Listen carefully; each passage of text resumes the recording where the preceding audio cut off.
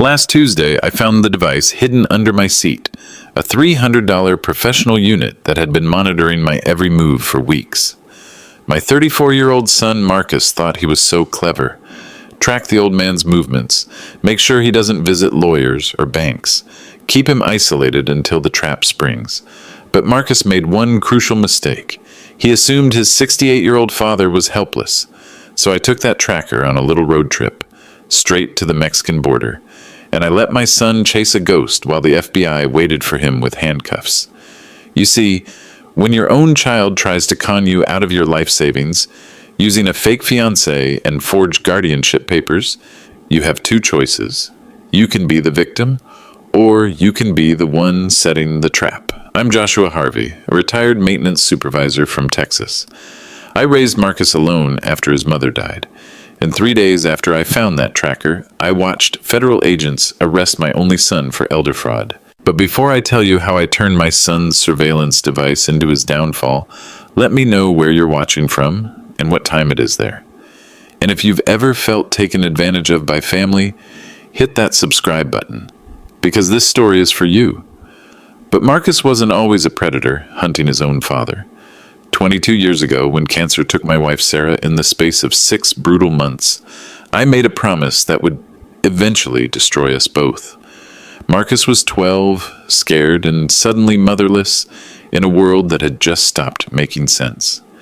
The night after Sarah's funeral, I found him curled up in our bedroom closet, clutching one of her sweaters, sobbing so hard his small body shook like a leaf in a storm. That's when I knelt beside him in the dark and whispered the words that would haunt me for decades.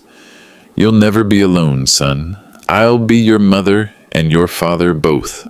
I promise you'll never want for anything." I meant every word.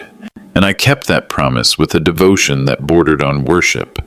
Every morning at 5 a.m., I became Marcus's everything. I learned to braid hair from YouTube videos, even though Marcus's hair was too short to braid. I practiced anyway, because someday he might need it. I learned to cook the way Sarah had, measuring love in extra butter, in hand-cut sandwiches, in the perfect temperature of milk for his cereal. Marcus's lunch became my daily masterpiece. Peanut butter and jelly cut diagonally, just how Sarah used to do it. Apple slices in a small container with a drop of lemon juice to keep them from browning. A handwritten note tucked beside his juice box that always said the same thing. "Dad loves you more than all the stars in Texas." I worked double shifts at Henderson Maintenance Company. My hands grew calloused from fixing broken pipes and faulty wiring. My back ached from crawling through industrial air ducts. But Marcus had clean clothes, pressed every morning, and hot meals waiting when he got home from school. While other fathers watched football on weekends, I was Marcus's personal cheering section. Little League games in the blazing Texas heat. I was there in the bleachers, sunburned and sweating, cheering every time Marcus swung the bat, even when he struck out, which was often because the boy had his mother's artistic soul, not his father's athletic coordination. "Great try, champ," I'd shout, and Marcus would wave from the dugout like I was the most important person in his world. Piano recitals, where Marcus stumbled through chopsticks with the determination of a surgeon performing heart surgery. Art shows where his finger-painted trees looked more like green explosions. Science fairs where his volcano erupted exactly once before dying a disappointing death. I was there for all of it, proud as a peacock, loud as a carnival barker, completely and utterly devoted to being the father Marcus deserved. When Marcus turned 16, he wanted a car, not just any car, a red Honda Civic like his friend Tommy's, bright cherry red with racing stripes and an aftermarket sound system that could wake the dead 3 counties over. I had been saving for a fishing boat, a small bass boat with an electric trolling motor, something I'd dreamed about since my Navy days. Every month for 3 years, I'd put $50 into that boat fund, imagining quiet mornings on Lake Conroe, just me and the fish and the sunrise. The fund had grown to $8,000 when Marcus showed me pictures of Tommy's Honda. "Dad, if I had a car like this, I could get a part-time job after school, help out with expenses, be more responsible." The boat fund became the car fund that afternoon. We drove to Dallas the following Saturday and bought that red Honda Civic. Marcus was so excited he could barely contain himself, bouncing in the passenger seat like a 5-year-old on Christmas morning. "Thanks, Dad," he said as we signed the title transfer. "You're literally the best father in the world." The words should have filled my heart. Instead, they felt hollow somehow, like Marcus was reading lines from a script rather than speaking from his soul. But I pushed the feeling away. Teenagers are awkward with emotions, I told myself. He'd grow into gratitude. I thought sacrifice would automatically create appreciation. College applications arrived like bills demanding payment. Marcus wanted to study business at the University of Texas. Out-of-state tuition, room and board, books, fees, the total came to nearly $30,000 per year. I owned the house Sarah and I had bought as newlyweds, a modest 3-bedroom ranch with a mortgage that was nearly paid off. It was supposed to be my security, my insurance against an uncertain future. Instead, it became Marcus's college fund. I refinanced the house and took out a second mortgage, used the equity to pay for Marcus's first year at UT. Then I sold the house entirely and moved into a cramped 2-bedroom apartment above Mrs. Rodriguez's grocery store. The walls were thin as paper. I could hear Mrs. Rodriguez's television through the floor, her grandchildren running around upstairs on Sunday afternoons, the delivery trucks rumbling to life at 4 a.m. Marcus complained constantly about the noise, about the smell of cooking onions and garlic that drifted up from the store. "Dad, this place is embarrassing. What if my friends want to visit?" But it was what I could afford while paying for his education. Rent was only $400 a month, leaving more money for his tuition and expenses. "Just until you graduate, son," I promised. "Then we'll find something better." Marcus nodded, but I could see the shame in his eyes. Not shame for what I was sacrificing, but shame for being associated with poverty, even temporary poverty, in service of his dreams. The University of Texas graduation ceremony was the proudest day of my life. I sat in those bleacher seats wearing my only good suit, the same navy blue one I'd worn to Sarah's funeral 4 years earlier. Marcus walked across that stage in his cap and gown, and I felt every sacrifice had been justified. Every double shift, every skipped meal, every night sleeping on a fold-out couch while Marcus had the only bedroom. My boy had a business degree. He was educated, prepared for success, ready to take on the world. After the ceremony, Marcus introduced me to his professors, his friends, the dean of the business school. "This is my dad," he said, his arm around my shoulders. None of this would have been possible without him. For exactly 3 minutes and 47 seconds, I felt like the father I'd always wanted to be. The feeling didn't last. Marcus landed his first job at DataCore Systems exactly 3 weeks and 2 days after graduation. Entry-level analyst position, good benefits, room for advancement. I was prouder than if he'd been elected president. "Dad, I did it," he called to tell me the news. $42,000 a year to start, with performance bonuses and everything. $42,000. More money than I'd ever made in a single year during my entire career in maintenance. My son was officially more successful than his old man, and that felt exactly like it should. Then came the phone call that changed our relationship forever. "Dad, I need help with a down payment on an apartment. The company found me this perfect place, but I need $25,000 for the deposit and first month's rent. I'll pay you back when I get my first promotion." $25,000. The number hit me like a physical blow. I had maybe $800 in my checking account and no savings to speak of. "Son, that's a lot of money. Are you sure you need that much for an apartment?" "Dad, this isn't some college dorm room. This is a professional living situation. The other analysts at work live in places like this.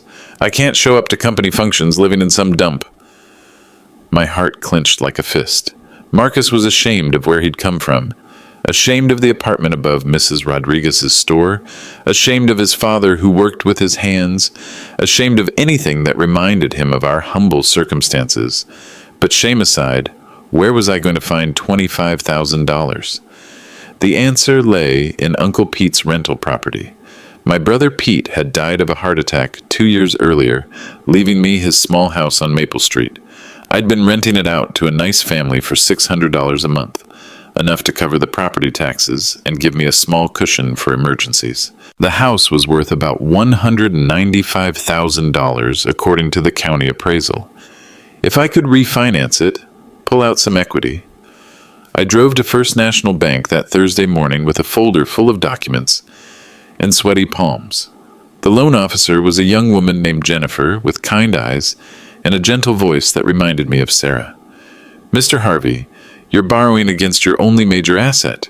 This house represents your entire financial safety net. Are you absolutely certain about this decision?" I thought about Marcus's voice on the phone, the stress, the need, the barely concealed desperation. How could I let my son struggle when I had the power to help? "He's my boy," I said simply. "This is what fathers do." I signed the refinancing papers with hands that shook like autumn leaves.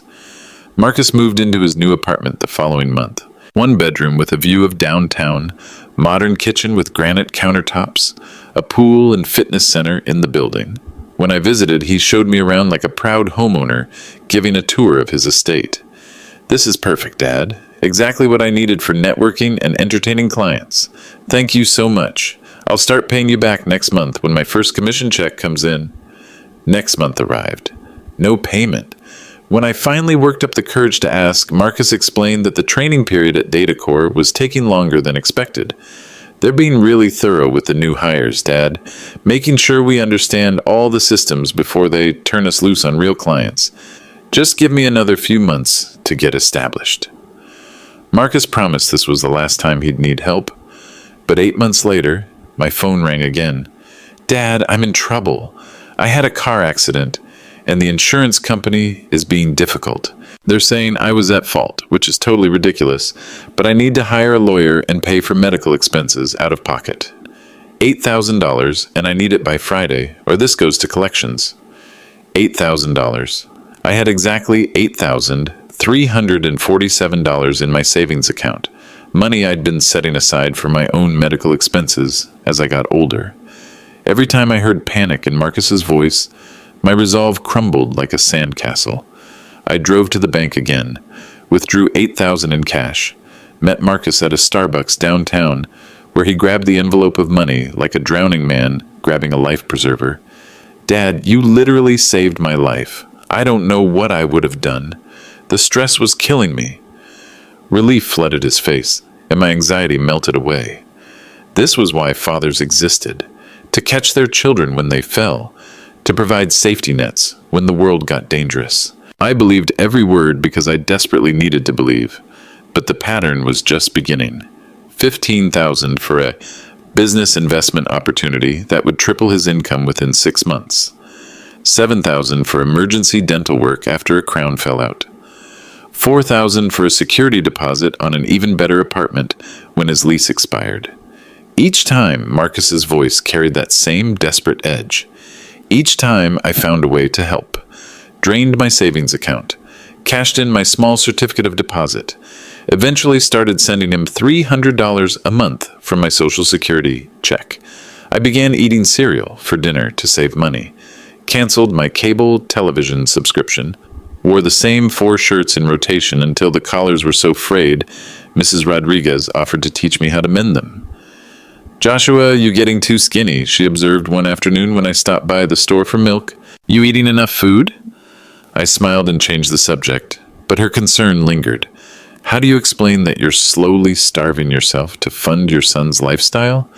I would rather waste away than let Marcus struggle.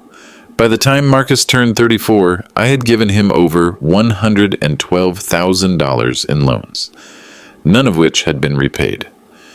My retirement savings were completely gone. The rental property carried a mortgage larger than its current value. Meanwhile, Marcus was thriving. He'd been promoted twice at DataCore Systems, bought a brand new BMW, took vacations to places I'd only seen in magazines.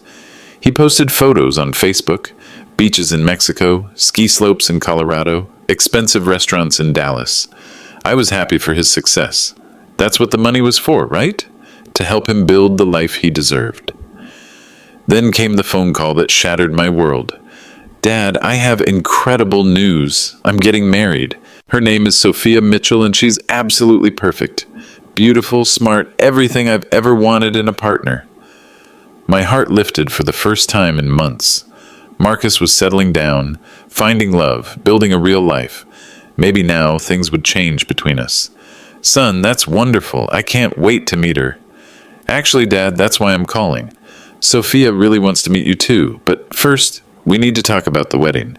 These things are expensive, especially when you want to do them right. Sophia has some ideas about how we can manage the finances, but we're going to need about $50,000. $50,000 was every penny I had left in the world. My retirement account held exactly $49,733. My entire financial future reduced to a number that barely covered one of my son's requests. Marcus, that's everything I have. I know it's a lot, Dad, but this is a once-in-a-lifetime event. And Sophia has some really smart ideas about managing money. She actually wants to talk to you about your overall financial picture. Make sure you're set up properly for the future. Something cold crawled up my spine. Why would Marcus's fiancée want to discuss my finances? What did my overall financial picture have to do with their wedding? But before I could ask questions, Marcus was rushing ahead with plans. Sophia's going to call you tomorrow to set up a meeting. Dad, you're going to love her. She's got such a good heart. And she's already talking about how we can take better care of you as you get older.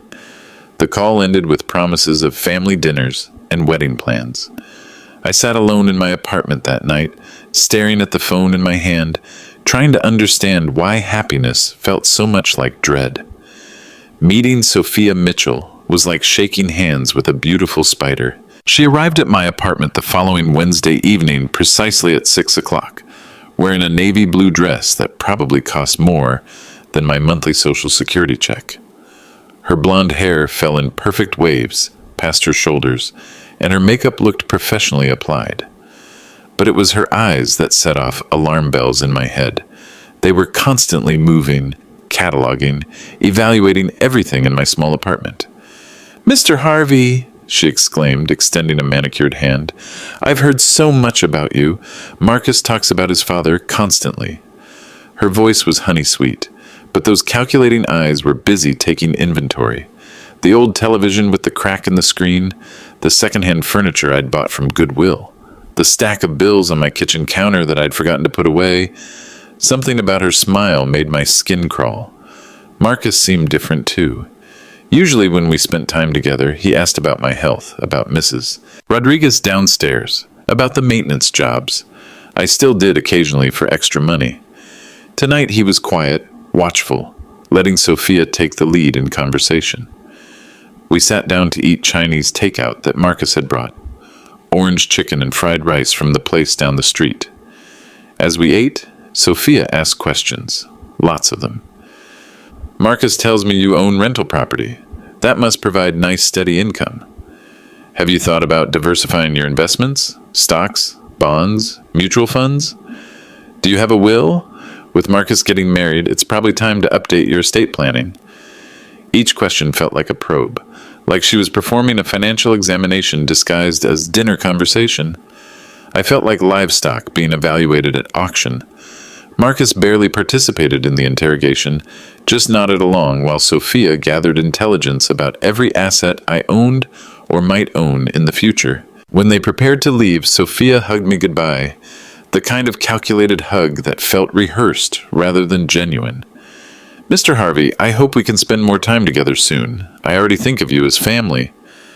But family members don't usually conduct financial audits during their first visit. After they left, I couldn't shake the feeling that I'd been studied rather than met. The next morning, I did something I'd never done before. I Googled Sophia Mitchell. What I found made my blood freeze in my veins. The photos were all wrong. On Marcus's Facebook page, Sophia appeared in dozens of pictures, at restaurants, on vacation, at company parties. She looked exactly like the woman who'd sat at my kitchen table asking probing questions about my finances. But when I used Google's reverse image search, a trick my neighbor's grandson had taught me, Those same photos led to completely different social media accounts. An Instagram profile belonging to a woman named Jessica in Denver. A modeling portfolio for someone called Amanda in Phoenix. The same face, but entirely different identities. I called Tommy Chen, the computer security expert who lived 2 buildings over. Mr. Harvey, you've got a classic catfish situation here. See these modeling photos? They're professional shots, probably stolen from a legitimate portfolio. Someone created this Sophia Mitchell identity using another person's pictures. But I met her in person, Tommy. She was sitting right here in my apartment. Then either the real model is involved somehow, or someone hired an actress who looks like her. Either way, this Sophia Mitchell didn't exist online before 6 months ago. Her entire digital life is fabricated. 6 months ago was exactly when Marcus first mentioned needing money for wedding expenses. I tried calling Marcus to share my concerns. The conversation went worse than I had expected. Dad, you're being paranoid. Sophia is real. She's sitting right here next to me. But son, her social media accounts... Dad, not everyone lives their entire life online. Sophia values privacy. That's one of the things I love about her. When I pressed the issue, Marcus's voice turned cold in a way I'd never heard before. Dad, I think you're jealous. You've been alone since Mom died, and now that I'm building a life with someone else, you're looking for problems that don't exist. The word jealous hit like a physical slap. After that phone call, Marcus started visiting less frequently. When he did come by, Sophia was always with him. Never just father and son anymore. Always the 3 of us, with Sophia steering every conversation, and her suggestions became more frequent. Marcus, your father seems confused about what day it is. Yesterday he thought it was Tuesday when it was clearly Wednesday. Mr. Harvey, have you been taking your medications correctly? You seem a bit foggy lately. Maybe we should discuss power of attorney arrangements, just as a precaution. I felt my world shrinking around me. Marcus began treating me differently too. He spoke slower, as if I might not understand complex ideas. He repeated things unnecessarily, started checking up on me with questions like, did you remember to pay your electric bills, and are you eating enough vegetables? The shift was subtle but constant. I was being repositioned from father to burden, from advisor to someone who needed managing. Then came the surveillance. Mrs. Rodriguez knocked on my door one Tuesday morning, her face creased with concern. Joshua, there's been a black car parked across the street for 3 days. Different people sitting inside, always watching this building. You expecting some kind of investigation? I looked out my window. Sure enough, a dark sedan with tinted windows sat under the maple tree across the street. As I watched, someone in the driver's seat raised what looked like a camera or binoculars. Someone was watching me. That afternoon, I did something I hadn't done since my Navy days 30 years earlier. I searched my apartment and car for surveillance devices. The apartment was clean, but my car told a different story. Tucked behind the registration papers in my glove compartment, I found a small black device about the size of a matchbook. Professional grade, with a tiny LED light that blinked every few seconds. I Googled the model number. GPS tracker with real-time monitoring capability. The device cost $300 retail. This wasn't some cheap toy from a detective magazine. This was the kind of equipment used by private investigators and law enforcement. Someone had been tracking my every movement for weeks, maybe months. There was only one person with regular access to my car. Marcus had borrowed it 6 weeks earlier when his BMW was in the shop for maintenance. He'd kept it for 3 days, claiming the repair was taking longer than expected, long enough to install professional surveillance equipment. My own son was spying on me. That night, I couldn't sleep. I sat at my kitchen table until dawn, staring at that GPS tracker, trying to understand how the boy I'd raised had become someone I didn't recognize. The phone rang at 7 a.m. Marcus's voice was cheerful, casual. Hey, Dad, what are you up to today? Any exciting plans? He was testing the tracker, making sure it was working properly. Just the usual, son. Grocery shopping, maybe a walk around the neighborhood. Sounds great, Dad. Stay safe out there. After I hung up, I knew our relationship was over. The Marcus I'd loved, the boy I'd sacrificed everything for, had been replaced by a stranger who saw me as prey. The public humiliation came on a Friday evening at Rosario's family restaurant, and it was orchestrated with the precision of a military operation. Marcus had called that morning, his voice warm with artificial enthusiasm. "Dad, Sophia and I want to celebrate our engagement properly. Take you to dinner somewhere special. There's something important we need to discuss about our future as a family." Rosario's was upscale for our usual dining spots. White tablecloths, extensive wine list, the kind of place where conversations carried and other diners paid attention to drama at neighboring tables. I should have known it was a setup. When I arrived at 6:30, Marcus and Sophia were already seated at a round table near the center of the dining room, not tucked away in a private corner where family business could be discussed quietly. Right in the middle of the restaurant where everyone could see and hear. The stage was set for maximum exposure. Sophia wore a black dress with pearls, looking more like she was attending a board meeting than a family dinner. Marcus had on his best suit, the one he wore for important client presentations. They both stood when I approached, greeting me with smiles that felt rehearsed. "Dad, you look wonderful," Marcus said, pulling out my chair. "How are you feeling today?" The question felt loaded somehow. "I'm fine, son. Looking forward to hearing about your wedding plans." We ordered dinner and made small talk about the weather, about Marcus's latest promotion at Datacore, about Sophia's freelance consulting business that she'd never described in any detail. But something felt wrong about the entire evening. Their conversations seemed scripted. Marcus kept glancing at his watch. Sophia kept checking her phone, and I noticed that several people at nearby tables were listening to our discussion with unusual interest. 20 minutes into dinner, Marcus set down his fork and his expression changed. "Dad, Sophia and I need to talk to you about something serious. We're worried about you." My stomach clenched. "Worried about what?" "Your memory, Dad. Your judgment. There have been some incidents lately that concern us." The restaurant seemed to grow quieter around us. Other diners were definitely listening now. Marcus's voice had grown louder, more carrying, as if he wanted an audience for whatever was coming next.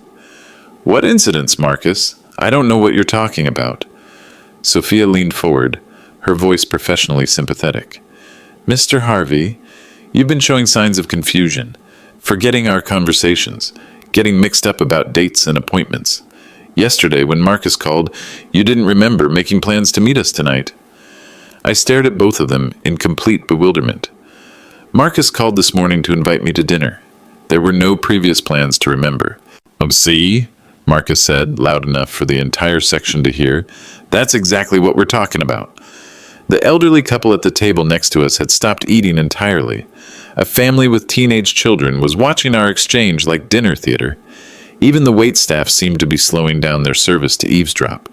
"Dad," Marcus continued, his voice carrying across the restaurant, "Sophia and I think it might be time to consider getting some help. Someone to manage your finances, make sure your bills get paid, ensure you're taking your medications correctly." My face burned with humiliation. Every person in that restaurant was now watching the senile old man whose son was trying to help him, the confused elderly father who could no longer manage his own affairs. "Marcus, I pay my own bills. I take care of myself. I don't understand what this is about." Sophia reached into her purse and withdrew a thick manila folder. "We've taken the liberty of consulting with an attorney, Mr. Harvey, about protective arrangements for elderly parents who might be experiencing cognitive decline." She opened the folder on the table between us. Legal documents, dense paragraphs of small print. But even from my position across the table, I could see key phrases. Guardianship transfer, financial power of attorney, competency evaluation recommended. My blood turned to ice water in my veins. "This is all completely voluntary," Sophia explained, her voice loud enough to reach the neighboring tables. "Just some paperwork that would allow Marcus to help manage your day-to-day finances, for your own protection." Marcus nodded gravely. "Dad, we've seen too many elderly people get taken advantage of by scammers. This would just ensure that someone trustworthy is looking out for your interests." I understood now why they'd chosen this public venue. Social pressure, witnesses to my supposed incompetence, public shame designed to make me sign papers rather than argue in front of strangers about my mental capacity. The waitress approached hesitantly. "Is everything all right over here?" "Fine," Sophia said with a bright smile. "Just some family business. Nothing to worry about." But her smile didn't reach her eyes, and I caught something else in her expression. Anticipation, like a hunter watching prey walk into a carefully set trap. She slid a pen across the table toward me. "If you could just initial here and here, Mr. Harvey, we can get started on protecting your assets before something unfortunate happens." Every instinct screamed at me to grab that pen and sign the papers. End this public spectacle. Retreat to the privacy of my apartment and deal with the consequences later. The entire restaurant was watching now. I could feel their eyes on me, judging the confused old man who couldn't even manage a simple family conversation without creating drama. But something made me stop. Maybe it was the GPS tracker sitting at home on my kitchen counter. Maybe it was the fake social media profiles I'd discovered. Maybe it was the way Sophia's eyes gleamed when she talked about protecting my assets. Or maybe it was the realization that if I signed those papers, I would never see my money again. "I need time to review these with my own attorney," I said quietly. Marcus's face darkened. "Dad, you don't have an attorney. You can't afford an attorney." "Then I'll find one." The silence that followed felt like a physical weight. Sophia's mask slipped for just a moment, and I saw something cold and predatory underneath her concerned expression. Marcus looked genuinely angry, like a child whose tantrum hadn't produced the desired result. "Fine," Marcus said finally, his voice tight with controlled frustration. "You have 72 hours to get legal advice. But Dad, this situation isn't going away. With or without your cooperation, Sophia and I are going to make sure you're properly taken care of." The threat was subtle but unmistakable. Sophia gathered up the legal documents with practiced efficiency. "We'll contact you on Monday, Mr. Harvey. Hopefully by then you'll understand that we're only trying to help." They stood to leave, and I remained sitting at that table, surrounded by the stares and whispers of strangers who'd just witnessed my public humiliation. I paid the check with hands that trembled like autumn leaves. The walk to my car felt like a death march. Every step took me further from the family I'd thought I had, and closer to a reality I wasn't ready to accept. Pause here and tell me, what would you have done if you discovered your own child was planning to steal from you? Would you confront them or plan your own counterattack? Let me know in the comments. That night, I sat in my apartment staring at the legal documents until my eyes burned, reading every word, every clause, every subparagraph that would have given Marcus and Sophia complete control over my life. By 3 a.m., I knew I had to fight back. I fired up my old laptop and started researching.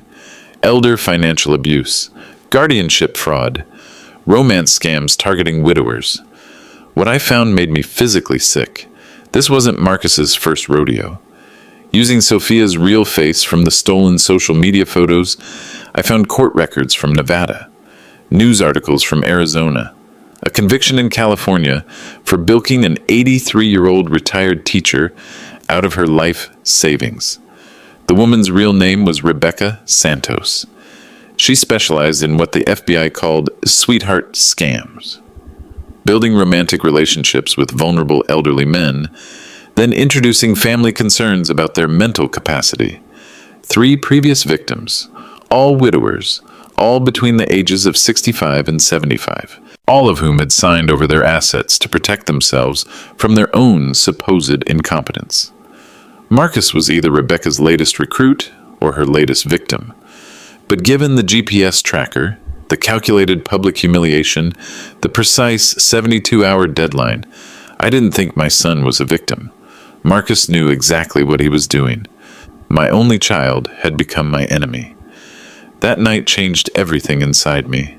I sat alone in my apartment until sunrise, surrounded by family photos that now felt like evidence from a crime scene. Marcus at his high school graduation, Marcus on his first day of college, Marcus and me at his 21st birthday, both of us laughing at some joke I could no longer remember. When did the boy I raised become a stranger planning to rob me? The grandfather clock in my hallway, the one Sarah had inherited from her grandmother, chimed every hour through that sleepless night. Each chime marked another hour of my old life dying, another hour of accepting that the son I'd loved no longer existed. I pulled down the shoebox from my bedroom closet.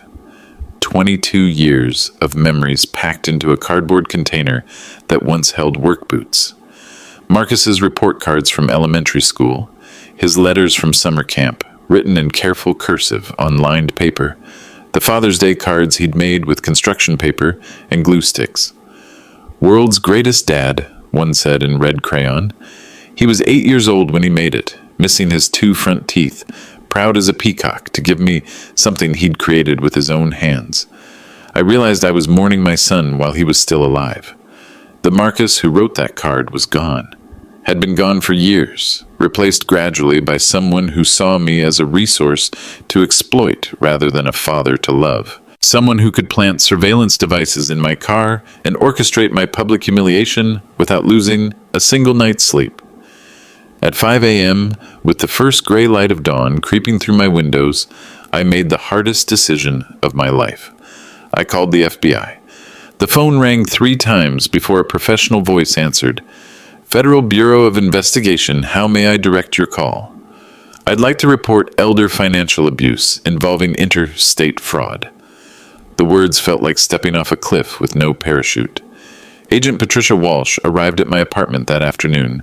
Mid-40s, graying brown hair pulled back in a practical ponytail, tired eyes that had seen too much human cruelty. She carried a digital recorder and a thick manila folder that looked ominously official. Mr. Harvey, thank you for calling us. Elder fraud is one of the fastest growing crimes in America, and most victims never report it because the perpetrators are family members. I showed her everything.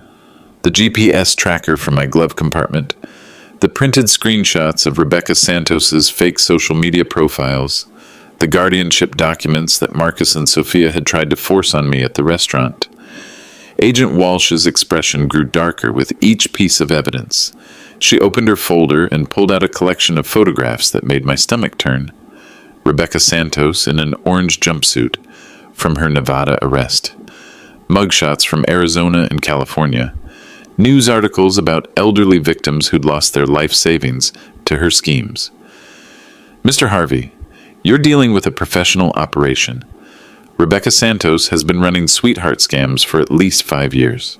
She finds lonely elderly men, builds relationships over several months, then gradually isolates them from friends and family while stealing their assets.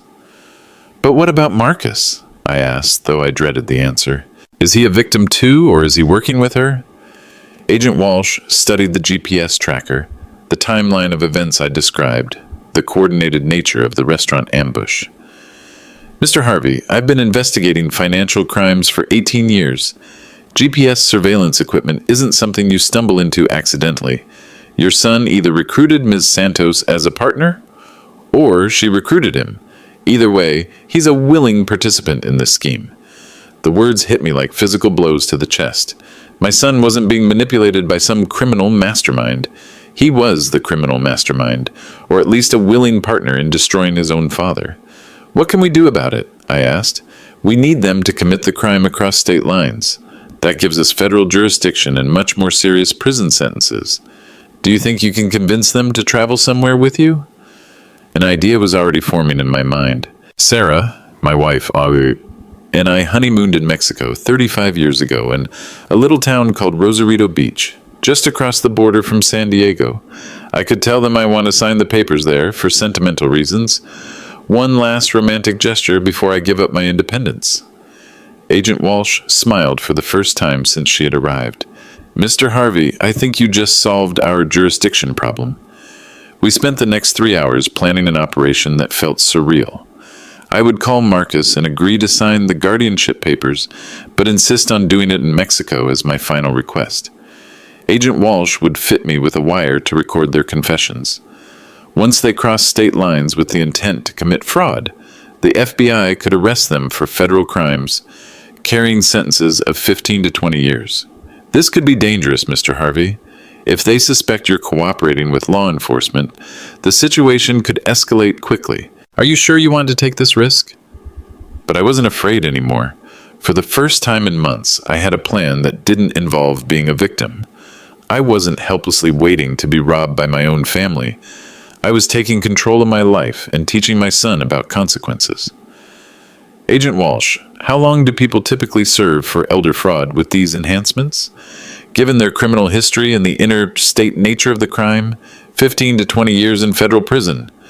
Marcus would learn what it felt like to have his freedom taken away by someone he trusted, just like he'd planned to do to me. That evening, I practiced my performance in the mirror. The confused, frightened elderly man ready to surrender his independence. The grieving widower who wanted one final sentimental gesture before signing his life away. It wasn't hard to channel those emotions. In many ways, that's exactly who I'd become over the past year. Confused, frightened, isolated, and manipulated by people I'd trusted. The difference now was that I was choosing to be those things temporarily rather than permanently. I called Marcus at 8 p.m., keeping my voice weak and defeated. Son, I've been thinking about what you and Sophia said at dinner, about needing help with my finances. Dad, that's wonderful. I'm so relieved that you're being reasonable about this. The eagerness in his voice was nauseating. I want to sign the papers, Marcus, but I have one request. Of course, Dad, whatever you need. I want to do it in Mexico, in Rosarito Beach, where your mother and I spent our honeymoon. It seems fitting, you know, ending one chapter of my life where the best chapter began. There was a pause while Marcus calculated. I could almost hear the gears turning in his head, weighing the inconvenience against the payoff. Dad, that seems unnecessarily complicated. Why not just sign the documents here in Texas? I played my part perfectly.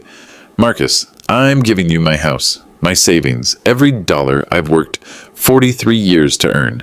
It's the only thing I'll ever ask of you to again.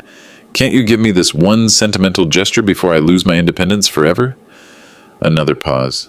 Then Sophia's voice in the background. Urgent whispers I couldn't quite make out.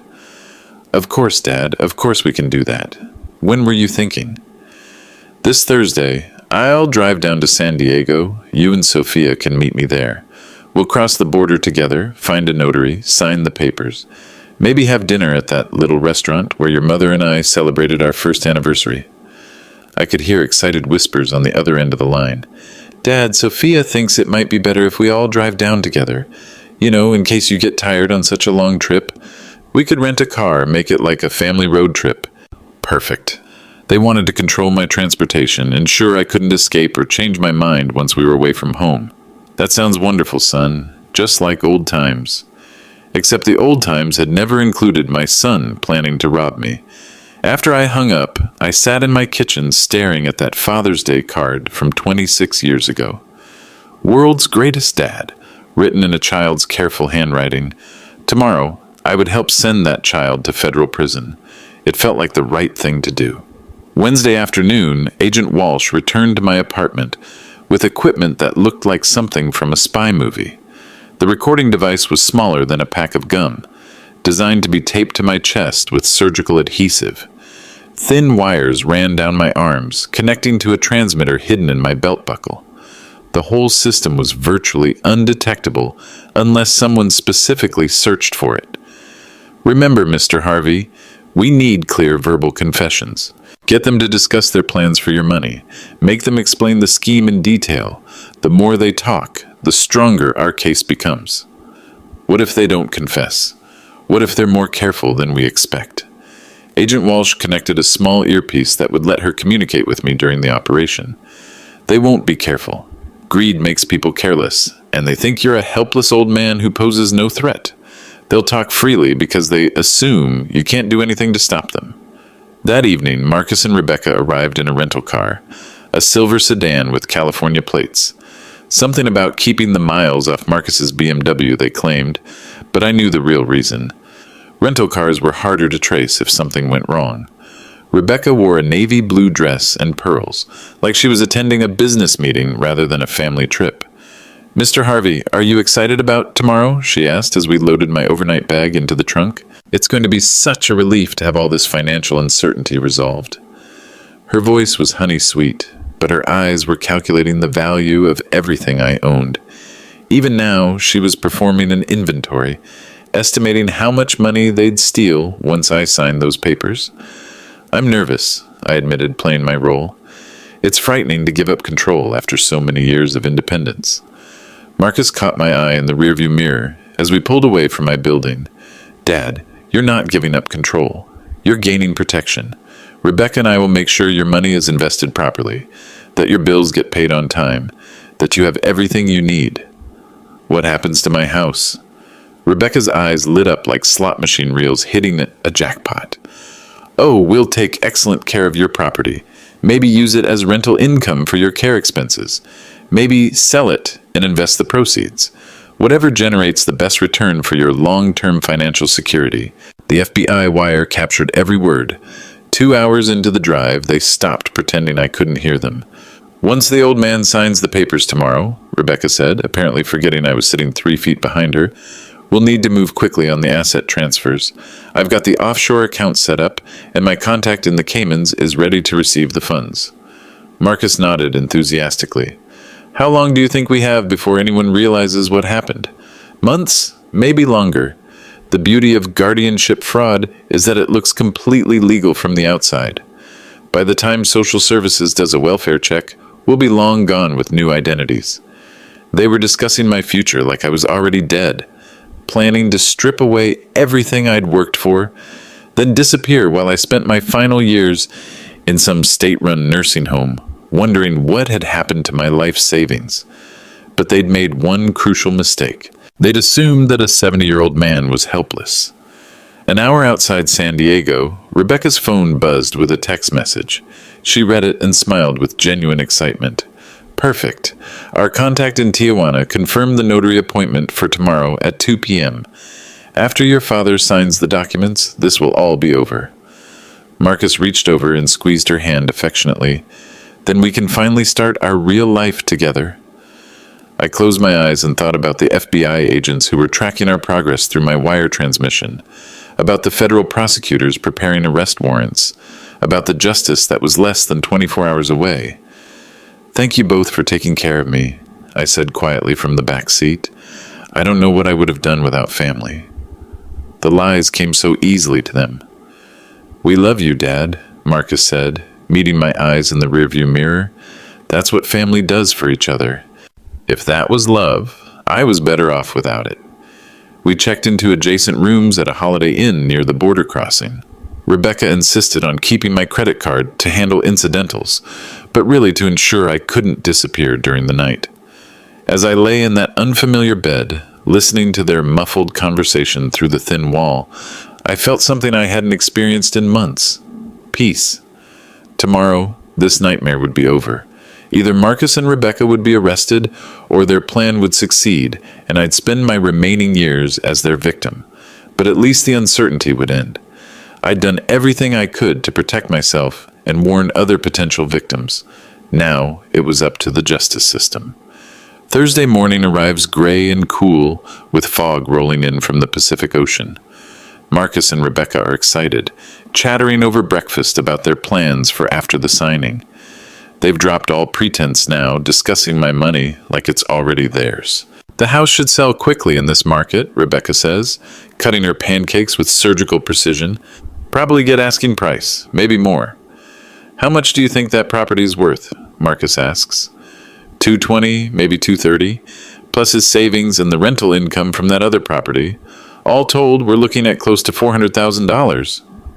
They're planning my financial death over breakfast, and they're including me in the conversation like I'm already too senile to understand, but I understand perfectly. Agent Walsh's voice crackles through my hidden earpiece. Perfect, Mr. Harvey. Keep them talking. We drive to the border crossing at 10 a.m. Marcus parks in the tourist lot, casual as if we're visiting Mexico for vacation instead of fraud.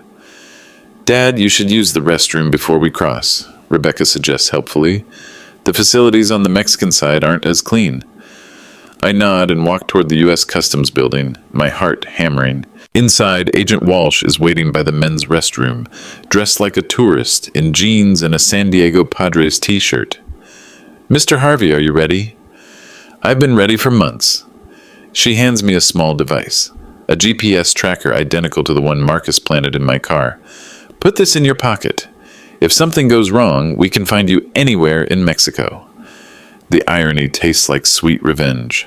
I walk back to where Marcus and Rebecca wait by their rental car.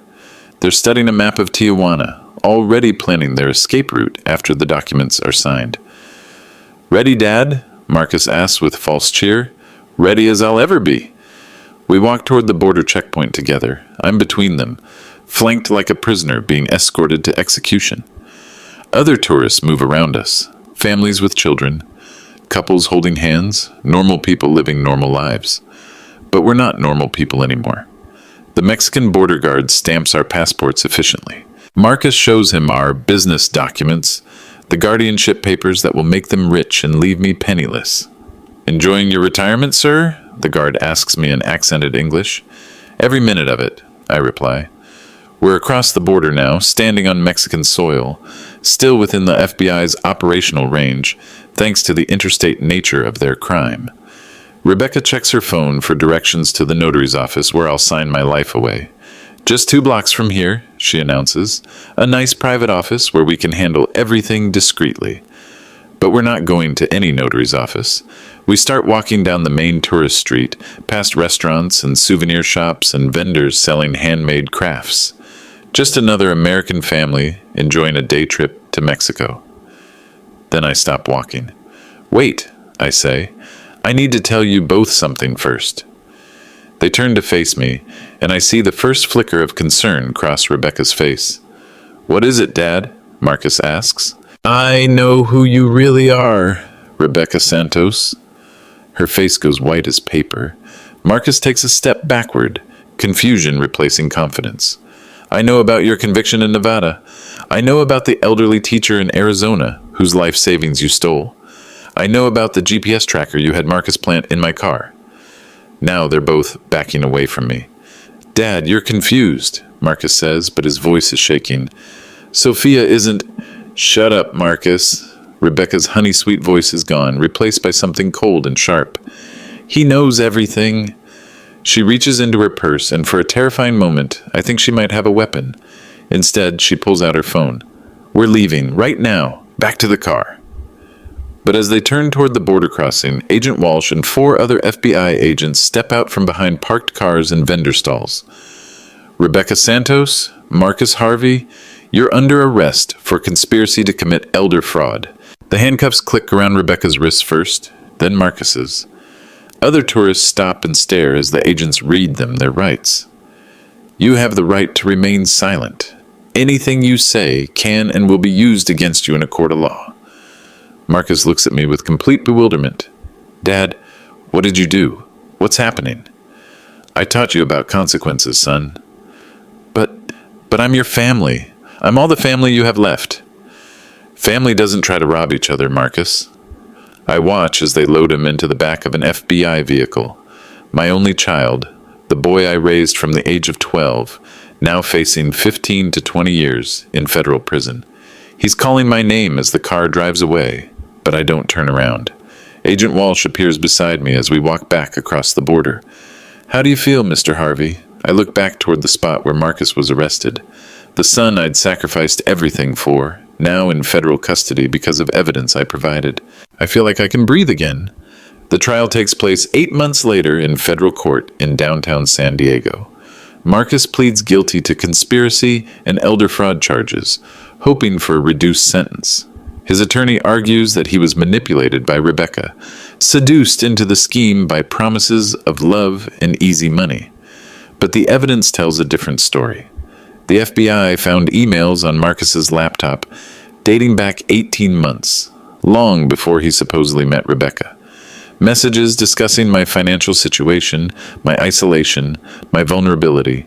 Messages about the perfect target he'd found in his own father. Rebecca goes to trial and loses spectacularly when prosecutors present evidence of 17 elderly victims across 6 states. Men who'd lost their homes, their savings, their dignity to her carefully orchestrated cons. I testify on the second day. The prosecutor, a serious woman in her 40s named Janet Rodriguez, asks me to describe the emotional impact of discovering my son's betrayal. Your Honor, I raised Marcus alone from the age of 12. I gave him everything: my money, my time, my love, my future security. I worked double shifts and lived in poverty to pay for his education. In return, he tried to steal not just my life savings, but my independence and dignity. That's not the behavior of a son. That's the behavior of a predator who happened to share my DNA. The judge sentences Rebecca to 25 years in federal prison. Marcus receives 12 years, more than his attorney hoped for because the judge considers family betrayal an aggravating factor. Mr. Harvey, the judge says during sentencing, you have shown remarkable courage in coming forward. Elder abuse is a crime that destroys families and communities. Your willingness to seek justice, even against your own son, sends a clear message that this behavior will not be tolerated. The day of Marcus's sentencing, he looks at me from the defendant's table. His mouth moves silently. I'm sorry, Dad. I'm so sorry. But some betrayals cut too deep for apologies to heal. I don't respond.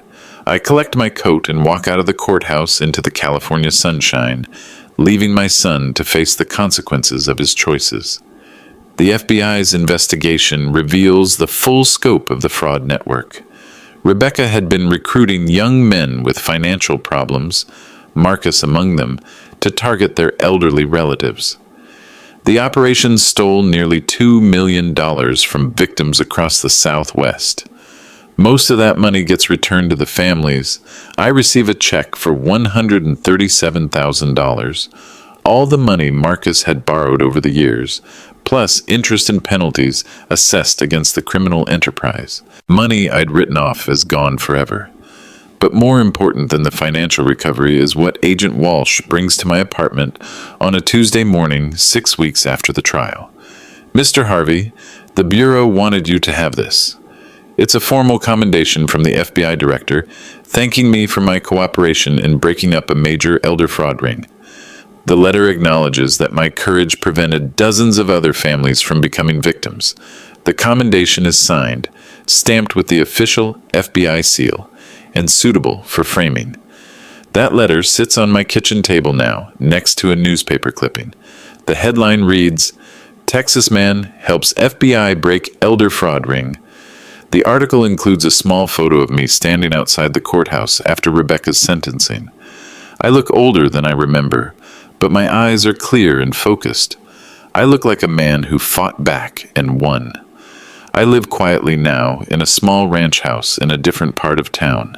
Used some of the recovered money for a down payment, started fresh at 69 years old in a neighborhood where no one knew my history. The house has 3 bedrooms, one for me, one for an office, and one that stays empty, just in case I ever have legitimate family visitors, though I don't expect that to happen. The neighborhood is full of young families. Children ride bicycles past my window every afternoon.